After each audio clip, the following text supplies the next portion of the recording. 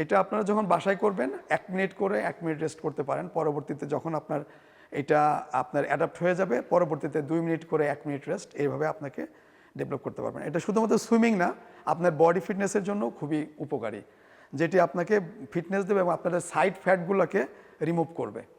এখন যে এক্সারসাইজটি দেখবেন সেটি ব্যাক আপ।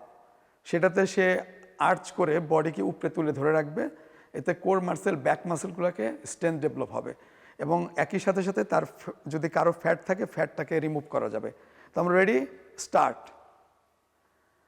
এই এক্সারসাইজটা আপনার core muscle, back muscle strength develop করবে এবং এই জন্য আপনি যেটি করবেন সেটা হচ্ছে যে 1 মিনিট করে দেন 1 মিনিট রেস্ট, অথবা চাইলে যদি আপনার সক্ষমতা কম থাকে সেক্ষেত্রে 30 সেকেন্ড করে 30 সেকেন্ড রেস্ট নেবেন।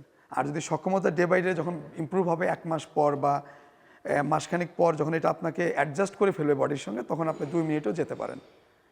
এটা আমাদের সাঁতারে এই পজিশনটা আমাদের ইউজ হয় বিধায় আমরা এটা করাচ্ছি। আমরা যখন সাঁতার করি, সাঁতারের পজিশন থেকে যে বডি মুভমেন্ট এবং যা থাকে সেইটা থেকে এটা হলো ব্যাক আপ। এক্সারসাইজের নাম ব্যাক আপ।